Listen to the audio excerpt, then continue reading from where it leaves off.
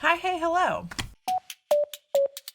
So I have been wanting to do a video like this for a while now. I absolutely love the taste test videos that a lot of people are doing, kind of brand of videos where you try out someone's favorite books.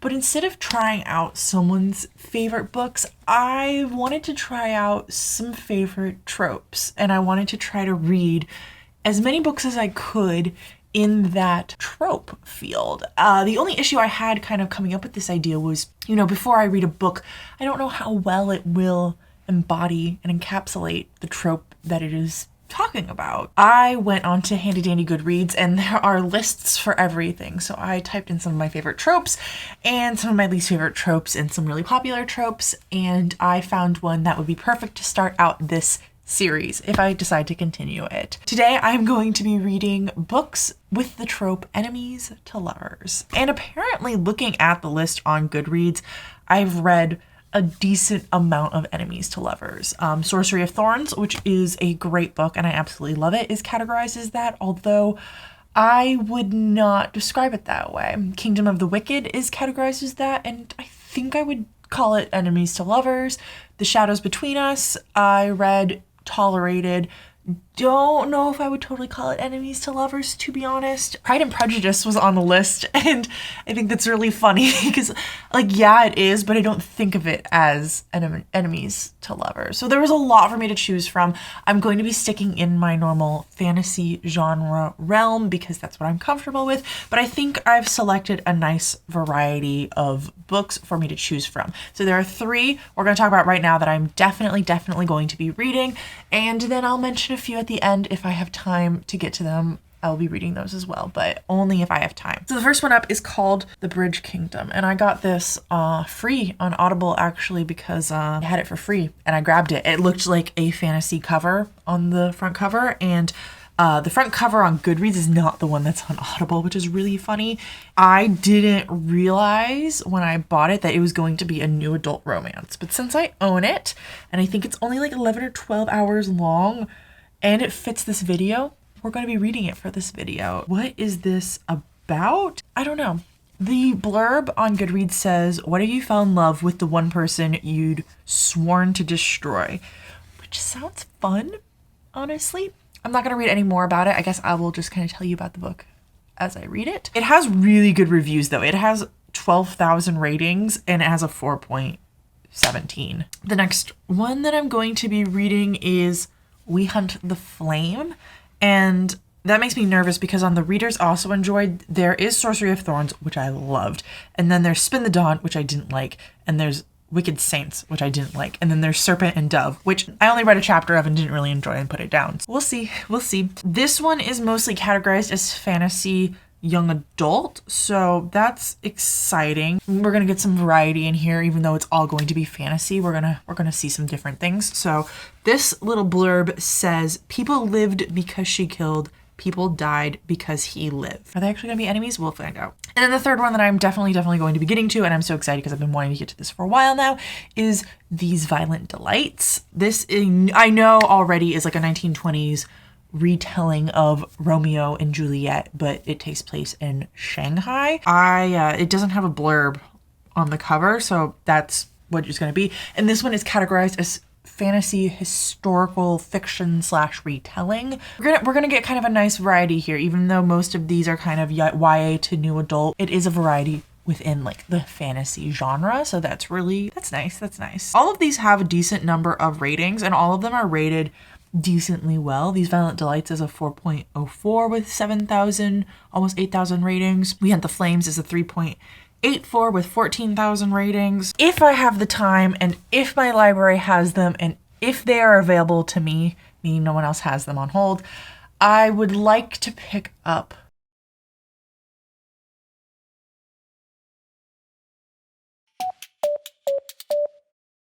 Okay, so I am like 4 chapters into The Bridge Kingdom, which I guess is the first book that I'm going to be reading for this little kind of mini challenge.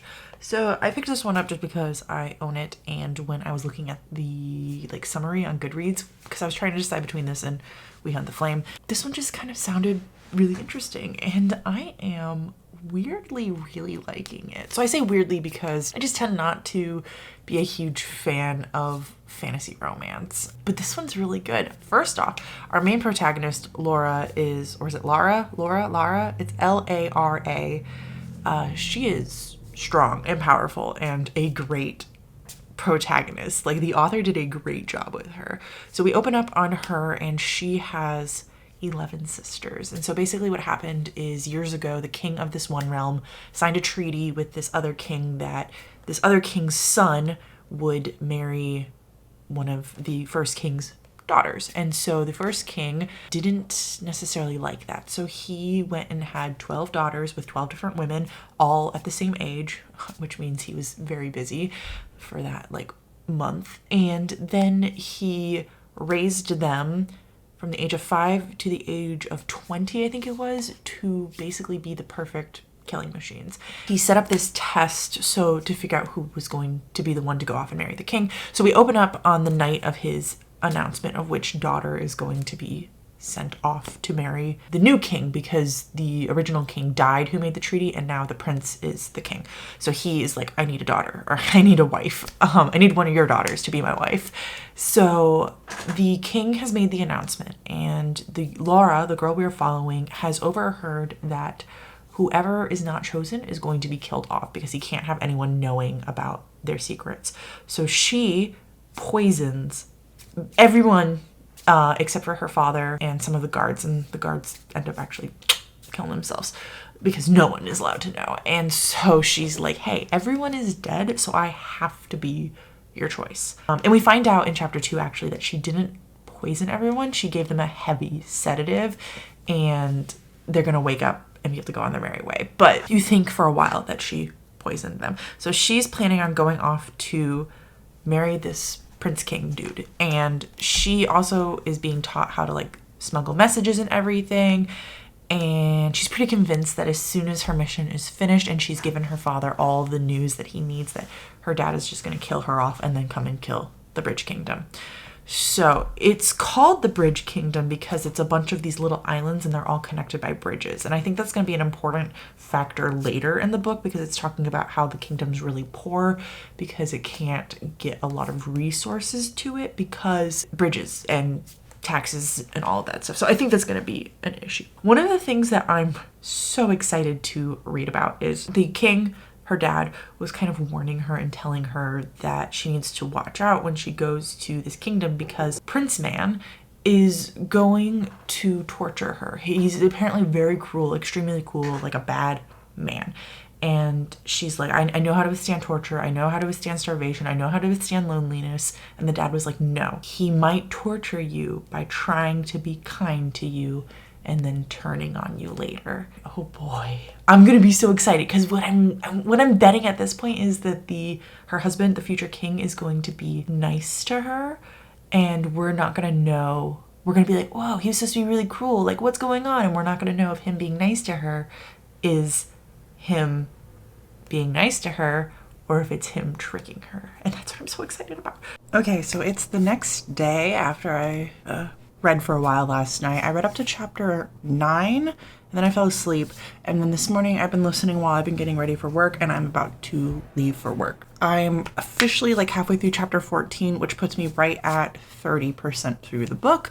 And I think I want to come and talk to you briefly about like the enemies to lovers trope. I don't know. I think it's a hard one to categorize because I think a lot of people have different assumptions of what enemies to lovers means and has different like check boxes that it has to fill in order to be enemies to lovers.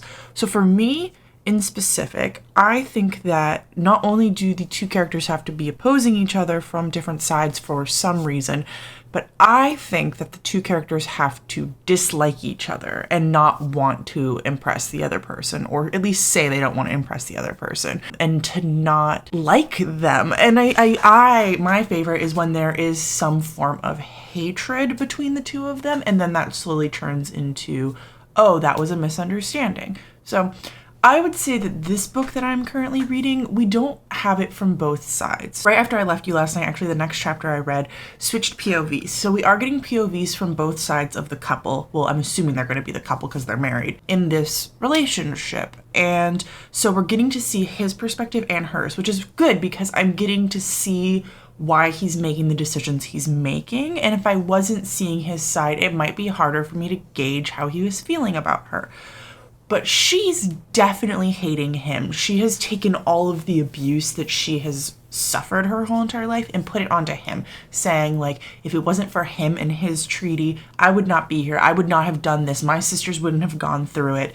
We wouldn't have been put through such rigorous and torturous training our entire lives. So she is angry at him, and it is definitely apparent that she is also attracted to him. So she's kind of struggling with those two things where she's like, wow, he's really hot, but also I cannot stand him and I'm here to destroy him. And I do like that she is like remembering what her purpose was. He, on the other hand, and I understand for this book where he's coming from and why he's acting the way he's acting, I just don't think it fits the trope. And so I don't know if I would categorize this book as enemies to lovers, but that's not on me. So he is basically looking at it like this girl was taken from her family and sent here. And yes, she might be a spy because that is most likely what her father was trying to do, but also she is a girl who went through a horrible past because he doesn't know what she went through, but he's seen some of the scars on her. And he's like, she went through something horrible, and I don't want her to feel like a captive or a slave or something like that. So even though he's not necessarily going out of his way to like make her life perfect, he is nice to her and he's kind to her and he does make somewhat of an effort to be with her. And I think some of that comes from he's a twin and his twin sister has another treaty. So the twin sister is the like general of their army, which is really interesting. And I've gotten to learn a little bit about how their army works and how it uses both men and women equally throughout it. And that's something I love. So his twin sister is like the general and she's like top command, and she has a treaty with another kingdom somewhere else that one day she's gonna have to go off and marry a king and live with him. So I think the brother's looking at it like, how would I want my sister to be treated in a foreign land? So he respects her decisions, respects her bodies, is like, hey, you can't just go off and wander anywhere you want, but I'm gonna make your life decent here. Like, I can't give you everything you want, and I'm pretty sure you're a spy, but also I'm not gonna make you miserable. I get why he's doing that, but he really doesn't have hate for her. And I'm waiting because I'm really hoping that our main girl Laura makes a decision that like makes him hate her, because maybe he like catches her doing something, because then I would agree that this is enemies to lover. But right now it'd be like enemy to lovers. So I've been listening to the audiobook most of today while working. I did take a little bit of a break when I had to do some other stuff that I couldn't really like focus on the audiobook. But I am now on my lunch break and I'm picking up some food, and I just finished chapter 23. So I think I'm close to 60% through the book. I might be closer to 50%. You can't totally tell in Audible, which sucks. I wish they would put percentages. But anyways, I'm really enjoying it still. We're at the part now where our main female is starting to have attraction for the man. Like, she's always been physically attracted to him, but she's starting to find traits in him that she finds admirable. And she keeps saying to us, like, she's not attracted to him in the sense of like she wants to romantically be with him, but she sees him as a good leader and he is admirable and he has good traits, and she sees that he fights for his people, and she's a little bit sad that she has to eventually destroy this thing. He still has never had any kind of like hate or enemy side to his feelings towards her. I'm still hoping that'll change, but I mean, at the point where I'm at now, I just really don't think it's going to happen. I guess technically, yeah, this book was enemies to lovers because they are opposite sides of like a war, a kingdom. Their two people like have been fighting, and this was their way to make peace. But in my mind, I wouldn't call it enemies to lovers just because like those two specific people were not enemies with each other. I'm enjoying it though. We just had a chapter. So chapter 23 was really interesting. So it was from his perspective, and I really enjoyed it. I find that now one of the things I focus on when I'm listening to audiobooks or reading books with multiple POVs is I'm looking at what details or what events happen in certain people's perspectives. And so we just had this battle scene where we were at the female's, Laura's perspective, the whole entire battle. And then after the battle, when everything is like winding down and people are just trying to move on with their lives, we had, I think his name's Aaron's perspective. And at first I was a little bit like, I wonder why they're doing this, because they're in this safe house, this bunker, and it would have been really good to be in Laura's perspective to see what she was noticing and all the clues she was getting for her like reconnaissance. But his perspective was just done really well, where we get to see him watching her. This is the first time we're getting to be with her for a long period of time, and we're starting to notice like things we've learned about her in the past that we know are her being sneaky. We're seeing him like make excuses for them. And so it was enjoyable. So I just finished The Bridge Kingdom. I don't think I meant to sit down and finish the book today, but I went and worked out and then came home and was meal prepping. So I had some time to listen to an audiobook.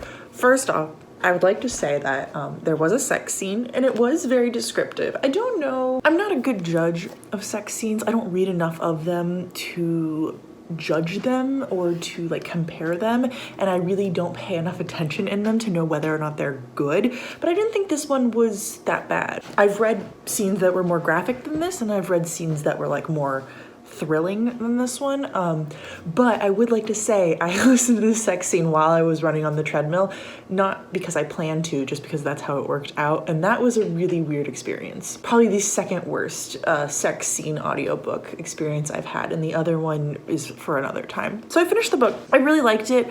Actually, I think the last like few chapters were kind of my least favorite. Things seem to wrap up really quickly in the book, so for most of the book, time is passing at a normal rate, and then in the last few chapters like months would go by. There was a chapter where like 6 months went by, and then there was a chapter where like 2 months went by, and I'm just not a fan of that. So that's personal preference, right?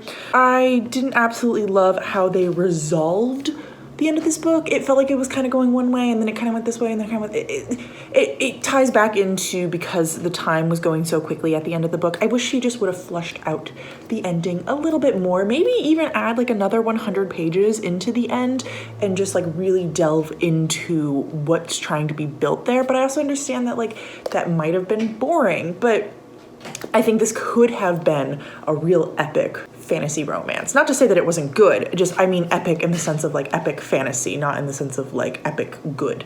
But yeah, I liked it. My only other issue with the book, I would say, is so the main girl is from a desert climate. Her people are like the desert dwelling people, and she goes to this like tropical place, right? She is pale, like as the moon, blonde hair, blue-eyed. The book itself had like no representation with race. There was some reference to like accepting of people who aren't necessarily heterosexual, but there was no mention of any race, any color of skin other than white. That would have been nice to have included some representation, and I personally think that it's unrealistic not to have it. So I ended up rating the book 4 stars. Would I say this is enemies to lovers? Interestingly enough, I think by the end of it, I'm actually going to say yes. Simply because after I last talked to you guys, there was something that went down with the king and the queen, the two main characters, where the king had an issue with the queen and he began to distrust her, and he began to actually plot her death, which was kind of interesting because the two characters were like plotting each other's deaths at the time. Where we left off, I wouldn't necessarily call this one particular book enemies to lovers, but I do think this series is going to lead to that. And the series I found out actually has 2 books out right now, and it's going to have like 5 or 6 when it's finished. And the last book just came out in 2020. So I don't know when the next one's coming out, but the first 2, which are out, are both on Audible if you want to listen to them for free as of right now. So I recommend listening to them. I'm going to actually check out the second one. I got it. It was free. Like, why not? I rated this book 4 out of 5 stars. Like, I'm going to continue on with the sequel. But I do think that as the series continues, we're going to see their enemyship develop, and we're going to see that turn into like a real romance and a real relationship between the two of them. I'm excited about that.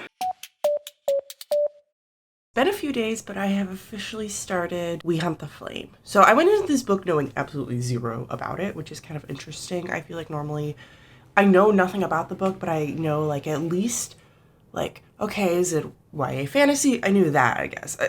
I know like small little bits, but this one I was like, I literally know nothing. I've never read the summary in the past. I've never gotten a feel for it. I've never heard anyone talk about this book. But here I am reading it. So We Hunt the Flame, I started it yesterday and I actually had zero interest in it. I read only chapter 1. I was listening to it and I think that maybe I was just like not in the mood for an audiobook. So I was like, you know, put it down. Try chapter 1 again tomorrow. It's only 20 minutes. It can be an easy listen to in the morning and see if you're still feeling the same way. I'm not feeling the same way.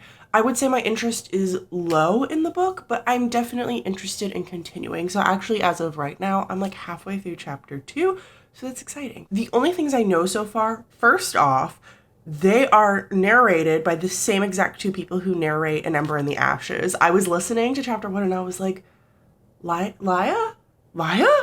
And then chapter 2 came on and I was like, Elias? Oh my god. And then I Googled it and I was like, oh my god, it is the same narrator. So that's a bit funky for me. And I don't know how much I like it, but like, whatever. I don't have control over the situation. So what I know so far, let's talk about the guy first because I know less about him. So I know that the man that we are following, boy, I don't know how old he is basically an assassin. He says he's not an assassin, but he's hired to kill people, okay? I know that the girl her father is dead. She lives in a land where magic has been removed. She lives next to this giant, creepy, magical dark forest where everyone's afraid to go into it, but she's not. I know that there is a wedding coming up and she has to say goodbye to the bride. And I have a sneaking suspicion that she wanted to marry the bride, but couldn't. But I don't know for sure if that's true or not. It might be like a sister or something. Just the way she was talking about her was kind of like, And then I know that our main girl is wanted by the Sultan to like come and see him, and she's avoiding that. Also, I know in this land that the Sultan is evil and he is encompassing more lands than he should, and he is trying to spread and gain as much control over everything and just take everything into his power, and he seems to be considered evil by most of his people. So that's what I know about the book so far. I don't know what the plot's gonna be. I don't know where this book is going at all, which is enjoyable. I think by later in the day, I should have a good idea to let you guys know like what's happening. So that's exciting. I am curious if our main 2 characters that I'm seeing their POVs are going to be the enemies to lovers. I think that I'm starting to think that enemies to lovers books are told oftentimes in multiple POVs. And you know what? This is only the second one I'm reading for this challenge where I'm specifically thinking about it. So maybe that's not true. But I wonder if it's the case more times than not. I'm going to keep that in my head when I go into these violent delights later in this video. Okay, so I'm on my lunch break. I am somewhere in chapter 11 in the book, which puts me just about at 25% done. I am definitely way more interested in the book at this point than I have been previously in the story. I'm finally understanding what the plot is. So there's definitely this item that is supposed to return magic, and our main female protagonist is supposed to go and get it. She has been pretending to be this male hunter who can basically bring food and safety to her people. And then our main male protagonist is the Prince of Death. So he is the son of the Sultan, and he is basically an assassin for the Sultan. I don't know why or how he got into that position, but the Sultan has told him to go and hunt down the person who is going to find this item to bring magic back to the land and kill that person and bring the item back, or bring the person back with the item. I don't exactly remember if the person's supposed to die or not. It reminds me a lot of An Ember in the Ashes, and I think that is because of the culture significance of like Middle Eastern, Turkish. There's definitely some influence from India, Saudi Arabia. There's a lot of really beautiful cultures that are represented here, and it's really interesting to read about. I'm enjoying that part a lot. One of the things where it differs from An Ember in the Ashes is that in An Ember in the Ashes, the main female protagonist pretty much annoys the heck out of me. And then the main male, like, sometimes annoys the heck out of me. And then there's Helene, and I love Helene so much. So in this book, though, the main male protagonist annoys the crap out of me. I'm, like, kind of done listening to him. I think he's going to be more interesting once he gets more story. But right now, his chapters are very short, and I just don't know a ton about him. But our main female protagonist, I really like her. Like, I really like her a lot, and she's interesting, and I just am interested in what she's doing. And I like that. Oftentimes in YA fantasy, I don't like main female protagonists. They just kind of tend to annoy me, so it's a nice change. Where I'm at though, let's connect this back to the enemies to lovers plot, the whole entire point of this video. There is very little romance in this book so far. I mean, our main two characters have not met each other, but both of them have a relationship of sorts with another character. So our main bro dude has some type of romantic relationship with this servant girl, and we know that she's in a bad position because of some choice he made in the past. We don't know what that choice is. And then our main girl is in the position where she kind of has this guy that was there for her when her father died, which she blames her father's death on herself, even though from what I've learned, it is not her fault, but we'll see, maybe it'll change. And this dude really likes her, wants to marry her, but she's just not ready to commit to that yet. There's no like big romance in the story, and I like when fantasy doesn't have like a big romance, but I know that because it was in this category, there's going to be a romance once I think our two characters meet each other, and I'm really hoping that we do actually get the like hatred of enemies to lovers, and it's not just like two opposing sides who eventually fall in love with each other. One thing I did notice now that I'm in book 2 is I picked out 3 books with male-female relationships, heterosexual relationships, and I think that's kind of crappy because, I mean, the whole entire point of this video is to analyze enemies to lovers. So lovers, romance, we're talking about romance in this video a lot, and I completely ignored 50% of the relationships, even more of the relationships that are out there or available. So this morning I actually did some research into enemies to lovers with LGBTQ plus representation, and let me tell you guys, I'm not ignoring it. They are not out there. I went on Goodreads and I think I found a list on Goodreads that had 50 books listed, and out of those 50 books, 3 of them were fantasy or YA fantasy. I couldn't believe it. It's just not a thing. And out of those 3, I had already read 2 of them. So I'm going to tell you about them really briefly as recommendations to you in case you're looking for more. And then please, please, please, please, if you know of an enemies to lovers book with an LGBTQ plus representation, comment it down below, because I would absolutely love to redo this video in a future with all enemies to lovers, gay, lesbian, bi, trans relationships. I think that'd be a cool, fun alternative to this video that I've already provided you with. It's all heterosexual relationships. So please let me know. So the first one that I could find was Girl Serpent Thorn, which I read last year and loved. Oh my god, I really, really loved it. It definitely has an enemies to lovers relationship in it, and it is one of the few books where I was actually kind of shocked about who was in the relationship. I thought it was going to be these other characters, and then the author twisted it on me, and I will say that it has a lesbian relationship. The other one that I read was Crier's War. I didn't absolutely love this one, and I think this one kind of falls short on the enemies to lovers. It's definitely like one character hates the other, but the other one likes the first one, so I think that that falls kind of short. And then overall, I just didn't think that story was as good or as well written. But the third one, which I have not read, and I'm gonna check into it to see if maybe I can get it for this video, but I haven't done that research yet, is called The Dark Tides, and it has been on my TBR for a while. I don't know if it actually has good enemies to lover representation, but I'm gonna do some more research on it, see if my library has it, figure out how I can get my hands on it. If I can't, unfortunately I can't, but if I can, I'd love to read it for this video. I just finished my lunch and I feel like my pants need to come off. Ugh. I am about 60% into We Hunt the Flame, and I'm here to say that our main characters have officially met. I think they met around 45%, but I just didn't really have anything to say about their meeting, so I waited until I had things to say. So let's talk about, firstly, the enemies to lovers trope, because it's the whole entire point of this thing, right? So our two main characters met, and right off the bat, they are from different backgrounds. One of them is wealthy, one of them is poor, one of them is supposed to hunt down and basically kill the other one after accomplishing a task. The other one doesn't want this one to get the article, the thing that is supposed to bring magic back, because she is afraid that he is going to give it to the Sultan. So they are like opposing sides, right? And then they kind of start to connect. The way that they meet is a very tragic thing happens to one of the characters, and then they are forced to rely on each other.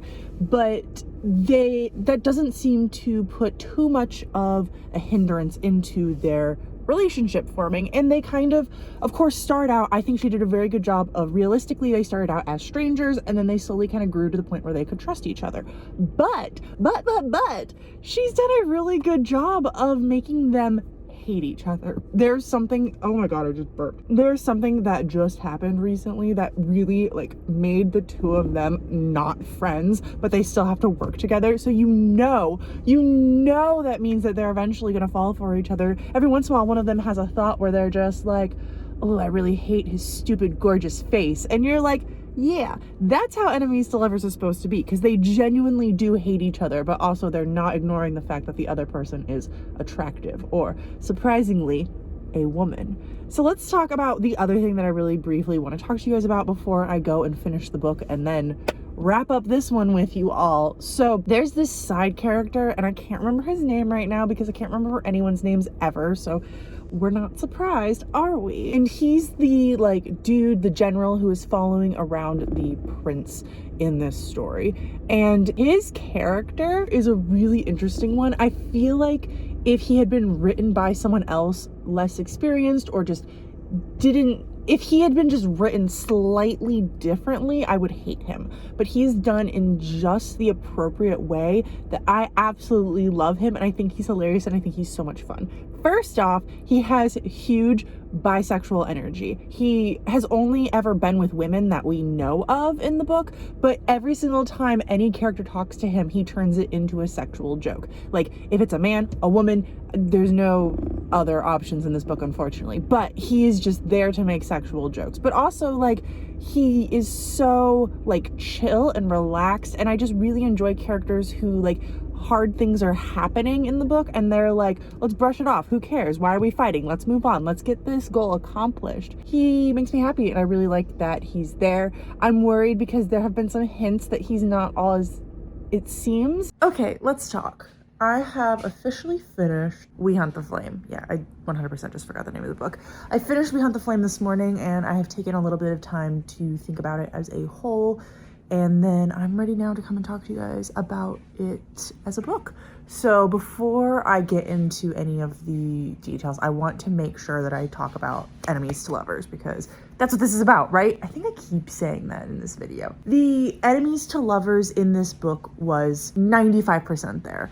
The enemies, they were definitely enemies. They were definitely lovers at the end. The area in between, I would have liked to have developed and worked more on, but I do think that in the next book, there's going to be some development of that. I just felt like we had these two characters who really did not like each other, even hated each other, and it not quickly flipped, because they were with each other for a while before it flipped, but when it flipped, it happened really quickly. And I would have liked to have had like enemies to friends who are longing for each other to lovers. But it's not really that long of a book, and I think that is also personal preference. I like slow burn. I like things to take a long freaking time. If my characters are getting together before the absolute last page of the book, it's too fast for me. I think other people will absolutely love this enemies to lovers book. Before I talk about the rest of the book, I did go onto Instagram and I found a lot of people recommending different enemies to lovers books. And I noticed that in every single recommendation that I could find that had either YA fantasy or fantasy, it was all heterosexual relationships. And so I actually commented to a few people, not calling them out or anything, just being like, hey, I noticed these were all heterosexual relationships. Do you have any recommendations for LGBTQ+? Please don't mention Crier's War or Girl, Serpent, Thorn, because I have read those too.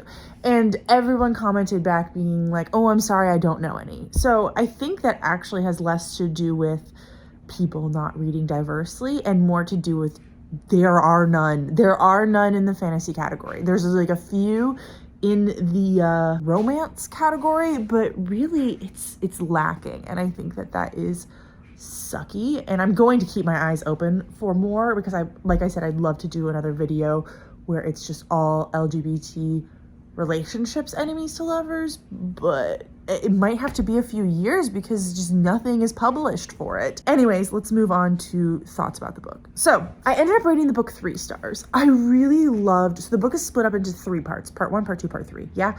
So I really absolutely loved part 1. I was really digging it, really enjoying it, liked the writing, liked the characters, liked the development.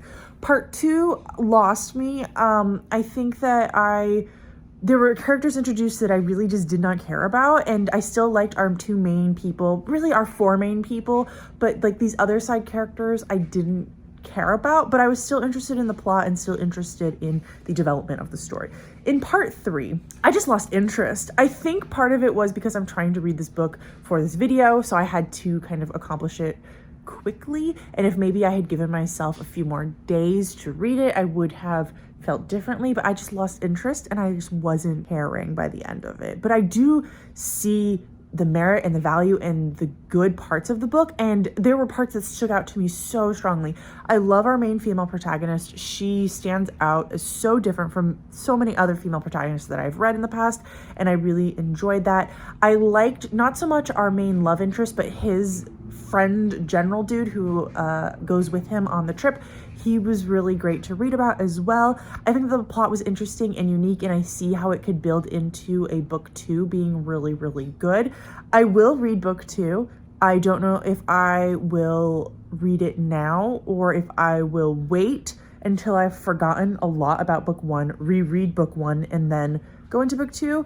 But I have plans. I would like to one day reread book 1 and see if maybe it was just because I was kind of in a funky mood, kind of not 100% wanting to read it as quickly as I read it, and see if I feel differently. But I rated the book 3 stars. It could have been a 3.5 even, but I didn't want to deal with 0.5s on Goodreads, so I just gave it a 3 star. It was really enjoyable. 3's not a bad rating. It wasn't quite there at the end. It didn't execute itself well, but I do think this was a debut. I'm not 100% on that, but I think this was a debut, and if it was, 100% I will be reading other books by this author moving forward. Her name is so beautiful. The narrator read it at one point, at the beginning of the book, and it's been so long I don't remember how she pronounced it, but I heard it and I rewound and listened to it again because it was the prettiest name I have ever heard said, and I was just like, oh my goodness, it sounds like poetry and music. And anyways, her name was really short too. I wish I could remember how they said it right now, but I'm not going to butcher it because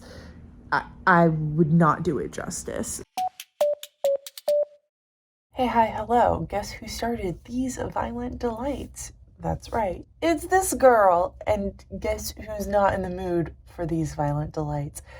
You'd be correct if you guessed this girl. I am kind of going through something with reading right now where I just don't want to read anything. And I don't know if it's perchance all of the books I'm reading at the moment are books I'm not enjoying, or if it's all the books I'm reading at the moment just kind of suck. So I am somewhere in chapter 3 of these violent delights, I think. I don't think I made it to chapter 4. I am listening to the audiobook.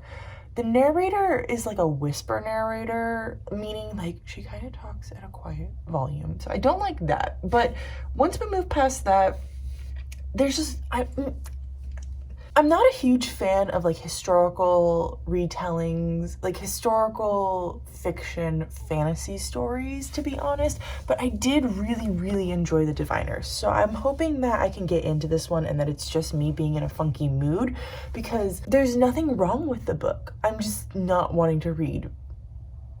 So in case I haven't mentioned previously in this video, this is a 1920s retelling of Romeo and Juliet, but it takes place in Shanghai. And what I've learned so far from the book is that we are following Roman, what was his name? Crap. We're gonna call him Roman, but I don't think that was his name, and Juliet. And Juliet is of Chinese descent, living in Shanghai, and Roman, who that's not his name 100%, is of Russian descent, and their 2 cultures, their 2 families are at war with each other. And Juliet has just come back from, I think it was 4 years in America. She was in New York City studying at school, maybe, and she has just come back, and she is now kind of finishing up her education here to take over her father's empire. There's been some type of weird paranormal murder that has happened, and I do believe that the two Chillins, who are adults, I think they're like 19, 20, will be investigating together. So they definitely have some kind of past with each other. So I'm wondering if that was romantic or not. I don't know at this point. I honestly don't care, but that's a different issue. I think that they're gonna have to work together on this whole entire murdery situation that's going on, and through that they're gonna fall in love. That's just my bet at this point. You know, I'm 3 chapters in. One thing I would like to say is the book is told in third person perspective, and we're not following necessarily one character. I wouldn't say that it's like dual POV or anything like that, but it's more so that the narrator follows a few different characters. Why was that necessary? So I know that we have followed, well, the prologue was kind of odd, but to be fair, I don't like prologues in like any book. I'd be hard pressed to find a book where I opened it and I was like, yeah, this prologue is fire. But I didn't like the prologue in this one, but the prologue wasn't following any one character. It was following the murder itself, which was interesting, but like I said, I don't care about prologues. And then we had the narrator following Juliet for a little bit, and now we're following one of, if his name is Roman's cousins, and she's kind of interesting. I am curious to know more about her. So I think what I'm going to do, to be honest, is put this book down for a few days, read something else, just kind of like give myself a palate cleanser, and then come back to this fresh and ready to read and fully ready to dive into what this book has to offer and being completely open and honest with it. This is a weird angle, but I don't want you getting overheated in the sun, because even though it is February in Florida, we are reaching into the mid 80s out. I definitely chose the right decision by taking a few days, doing some other books, and then coming back to this one, because I'm definitely enjoying it now. I wouldn't say that I love it by any means at all, but it's balancing somewhere between a 3 and a 4 at this moment. So I'm 45% through the book, which means I'm somewhere in like chapter 18, 16, somewhere in there. I'm in the teens, and I'm enjoying it. I definitely think there are some things that could be better, but I have to say, I like the book. We'll discuss kind of what the book is and my feelings on some of these subjects before we get into the discussion of the enemies to lovers, which is what this whole entire video topic is going to be about. In this book, we are following, I believe I've told you a brief little bit, 2 families, the Montagues and the Sais, I believe is how it's pronounced. And they are a Shanghai Chinese descent family living in Shanghai and a Russian family living in Shanghai, and they own the 2 gangs that are warring with each other. In the Chinese side, we have Juliet, who was sent off to America and then came back, and we have Roma, I finally figured out his name, on the Russian side, him and his family and his group, right? So what we know, no spoilers, but what we know now about them is that they used to be an item, and then something happened between the 2 families, and now they are no longer friends. In fact, they are enemies with each other. I will touch more on that though when we get to the enemies to lovers discussion in a few minutes. So in this city, a madness has broken out, and there is some type of monster, and when this monster appears, people who are around it are struck with madness, which eventually leads them to kill themselves in a really bloody and horrific way. So both of the families are kind of investigating this in their own way. Can you hear that? Freaking helicopter landing right next to me. Both of the families are investigating this madness in their own way. So that's kind of like the main plot. Now, where I'm at, let's get into the enemies to lovers discussion. So I have a few comments to make on it. First off, because our 2 main characters that are supposed to be together are not or were in a relationship together in the past, for me it's kind of hard to call them enemies to lovers, because it's more like lovers to enemies to question mark. Where I'm at though, they really aren't super duper enemies. Like, for being on opposite sides of a struggle, they definitely could have more hatred for each other. I definitely think that Juliet has a lot more hatred for Roma than Roma has for Juliet, which is interesting because I think I said something similar in both of my other books, which was the female lead in the relationship, because all of these books I read, unfortunately, have heterosexual relationships. We've already had this discussion. The female lead is the one who has the hatred and is the one who changes her mind, is the one who is convinced otherwise, and the male lead is just kind of laissez-faire, like, whatever, I don't hate her, but you know, if she comes to me, that's fine, but if she doesn't, that's fine, I respect her, it's chill. So I'm super duper curious about that, to be honest, because it's something I've noticed a lot now. I mean, I've noticed it in these 3 books, and when I think back on some of the other enemies to lovers, it's a similar pattern, and I'd love to discuss why that is, why we as a people are okay with our female lead hating our male lead and her being the one to change her mind in order to be in a loving relationship. Also, where I'm at, there is no inclination that these two are going to be in a relationship by the end of this book. Now, this is a series, so it could be argued that in later books they develop into a relationship, but this book itself was marked as enemies to lovers, so I would assume that something starts to happen with their relationship here. There have been a few like small moments, like there was a dance scene and there have been some glances at each other, but other than that, there's been nothing to indicate that these two are into each other or that they even want to be in a relationship with each other or that they're going to move away from their ways. I didn't discuss why I'm not absolutely loving this book. Is that something I should do right now, or is that something I should do at the end? I'll do it now. So one thing I'd like to say is, first off, this book reminds me a lot of The Diviners by Libba Bray, because you have that whole entire 1920s setting, some kind of paranormal, maybe it's real, maybe it's paranormal thing happening to the entire city where people are going mad, people are dying, and it's some kind of disease passing from person to person and you don't know what's exactly going on. But I personally enjoyed The Diviners better.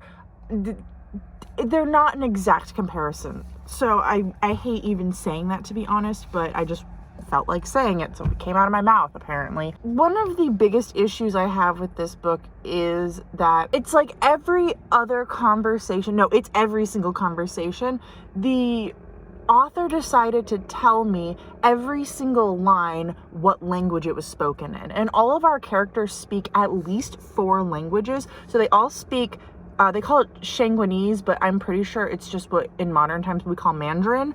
So they speak Shangguanese, they speak English, they speak French, and they speak Russian. And I understand that that is important for this time period and that is culturally significant. I just wish she wouldn't say like every other line. She'd be like, Juliet responded in English, and then Roma responded in French, and then blah, blah, blah, blah, blah, blah, blah, blah, blah in Russian. And I'm just like, okay, I get it. They all speak lots of languages. I get that it was important for this culture because it is a melting pot and that all these white people have come and taken over this land that belongs to these Chinese people. I get it. Maybe she's really trying to drive that argument home, but for me personally, it's just starting to get on my nerves slightly. And I'm only at the 45% mark, so maybe she'll calm down with it a little bit more.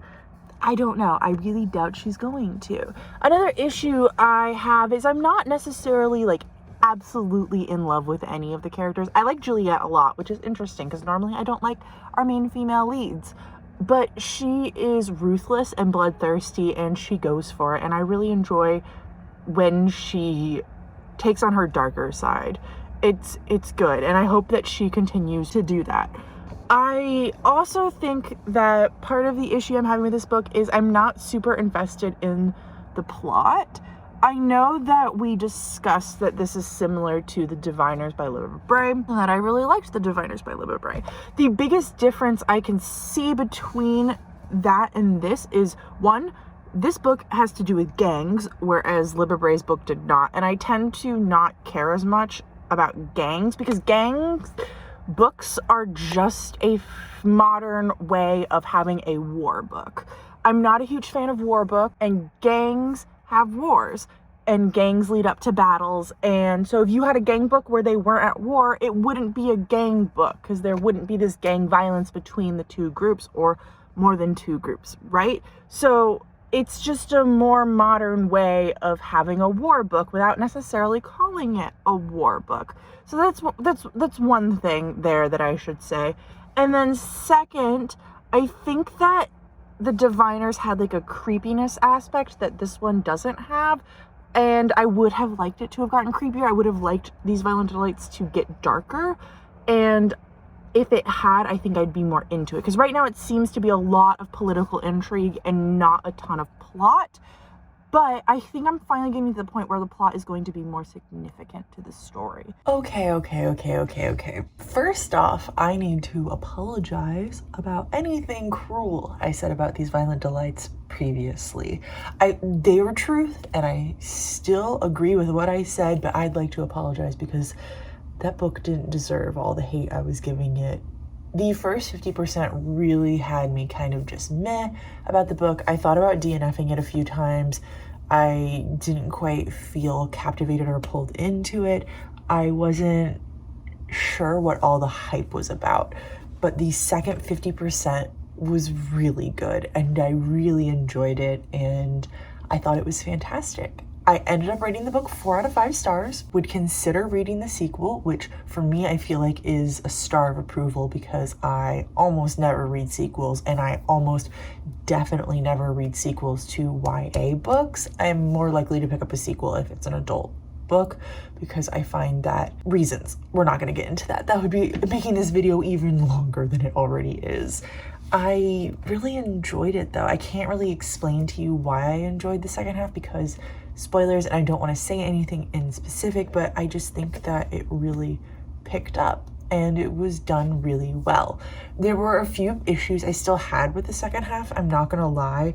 I wish that it had stuck just slightly closer to the original tale of Romeo and Juliet, specifically when how many people die in Romeo and Juliet. I really like how William Shakespeare wasn't afraid to just go and kill people, and I think that I often feel like YA fantasy is afraid to kill people, or at least to keep them dead after they kill them. I'm not gonna say whether or not this book killed anyone or no one, or who it killed or who it didn't kill, but I wish that it would have followed closer to the original telling with who died. Moving on from that, let's discuss the enemies to lovers aspects of this book. I myself would not have categorized this as enemies to lovers. I understand how you as a reader might do it. I understand why some people might say that it is, but I would not categorize it as that. I think that some of the other books I read, like The Bridge Kingdom, I think fit closer to enemies to lovers, closer to what I want from enemies to lovers. I even think that We Hunt the Flame was closer than this, but this one to me just felt more like second chance romance than it did enemies to lovers. And I understand, I spoke to you earlier about how it really seemed like the hatred was one-sided, and I still stand by that at the end of the book. And I didn't totally get the enemies aspect of the enemies to lovers trope. You know of any enemies to lovers books where they are actual enemies, like they hate each other, that is fantasy, let me know down below, because I'm going to want to read one that I actually agree with wholeheartedly, because all three of the ones that I read for this video, I could see how they would be categorized as that, but they weren't what I wanted in an enemies to lovers book. So let's do a quick recap right now of books I read in this video. So starting out, I read The Bridge Kingdom, which I thoroughly enjoyed and ended up rating a 4-star, and then I actually ended up reading the sequel, not for this video, but kind of separately, and I ended up rating the sequel of 4.5. I did like that sequel more than the first one, which was a really interesting thing, but the sequel wasn't part of this video. You didn't see it in here. I think that it did a really good job with having our two characters from opposite sides, but I wouldn't have called them enemies. But I do think that the book developed hatred between the two characters, especially as it moved on. So it wasn't necessarily that they were enemies straight to lovers. It was more of like they were, one of them hated the other one, and the other one didn't really care either way, and then they developed hatred for each other because of reasons, and then they moved very quickly into love. So I would have liked that hatred to last a little bit longer, because I do like slow burns way more than I like quick, fast-paced romances. In We Hunt the Flame, I ended up rating it 3 stars, I'm pretty sure. I don't actually remember, and I don't have my notes on me, which is unfortunate. If I rated it something different, I'll say on screen. I think that the book overall was really good, and I do want to reread it at some point, because I think I was kind of in a funk when I read it this time, and I think that upon reread, I'll like it more, and that I honestly just didn't give it a fair shot. But that's not what we're here to talk about. We're here to talk about the enemies to lovers aspect. I do think that our main characters had potential to be enemies, but from the very beginning of them meeting, once again, we had one character who hated the other character, and the other character just kind of tolerated the first one and didn't really have hatred for them. And I would have liked to have seen actual hatred. I definitely understand them moving into lovers. I saw aspects of that. I could see how the sequel is going to continue on with that. I could see how the sequel might have them start hating each other kind of in the beginning again, but I don't know. I haven't read the sequel. The sequel's thick. Boy, she wrote like a book, and then she wrote like a book. I then read These Violent Delights, which I ended up rating a 4-star. I just went over with you how I felt once again like it was kind of one-sided hatred that moved into love, but also that it was more of a second chance romance than anything at all. Yeah, that's it on this video. I hope you liked it. I hope you liked this idea. I do have a few more trope tests in the works. I've actually already started one, and I have a few more on the back burners. I'm hunting for some books for them, and I think it's gonna be something really fun that I enjoy. If you have any tropes that you really enjoy or you want to see me read, put them down below in the comments. I will possibly give them a shot in the future. So thank you for watching. I appreciate each and every one of you. And until next time, I will talk to you in the comments. Bye.